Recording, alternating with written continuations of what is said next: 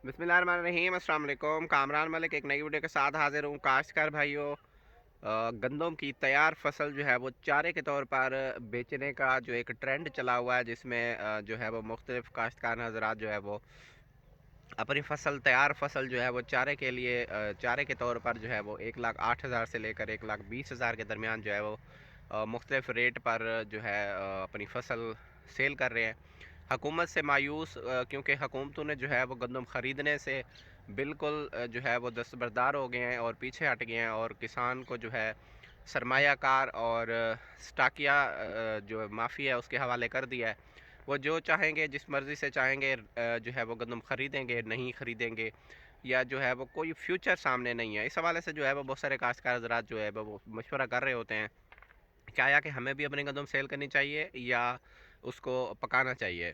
काश्तकार भाइयों, अगर 24-25 सौ के हिसाब से भी रेट लगाया जाए और एवरेज जो है वो पैदावार 50 मन लगाई जाए, जो कि इस दफ़ा बहुत मुश्किल होगा क्योंकि मौसमी सूरत हाल जो है वो काफ़ी फेवर में नज़र नहीं आ रही। अल्लाह जो है वो अल्लाह पाक हमारे लिए, किसानों के लिए आसानियाँ करे। 50 मन की एवरेज लगाएं तो ये तकरीबन जो है वो 1,20,000 तक, आलमोस्ट 1,25,000 तक गंदम अगर पकती है तो उसमें बनता है टोटल जो सरमाया है या जो टोटल इसकी आमदनी है, जिसमें आपके अखराजात भी हैं।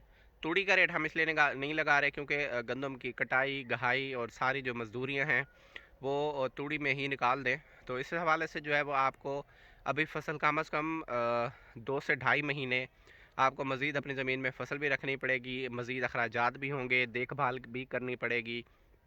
तो अगर आप ये सेल कर देते हैं तो ये आपके लिए इस हवाले से जो है वो एक अच्छा मशवरा, एक अच्छा फ़ैसला हो सकता है कि आप जो है ज़मीन खाली करके उस पे अगेती कपास काश्त करें, क्योंकि कपास ही एक वाहिद फसल है जिसमें जो है वो पिछले साल की निस्बत अगर देखा जाए तो रेट काफ़ी बेहतर रहा है। 85-100-9,000 रहा है। मौसमी हालात ने तो जितना नुकसान किया वो एक अलग बहस है, लेकिन रेट के हवाले से बेहतर रही है क्योंकि इसमें इंटरनेशनल फैक्टर, इंटरनेशनल मार्केट का ज़्यादा किरदार होता है।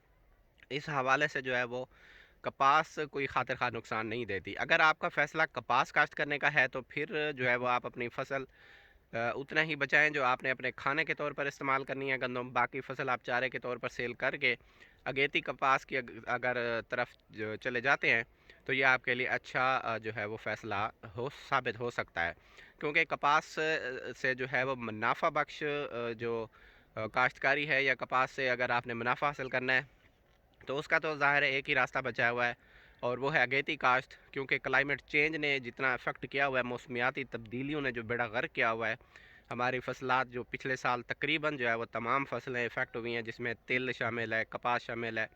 गर्मी बहुत ज़्यादा होने की वजह से, बारिशें बहुत ज़्यादा होने की वजह से जो है वो काफ़ी नुकसान हुआ है।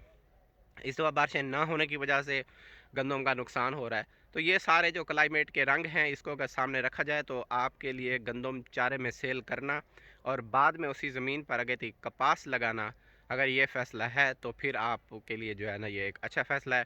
अगर आप मकई या कोई और फसल के बारे में सोच रहे हैं तब आपको जो है वो एक दफ़ा दोबारा अपने फ़ैसले पर नज़रसानी जो है वो करनी होगी।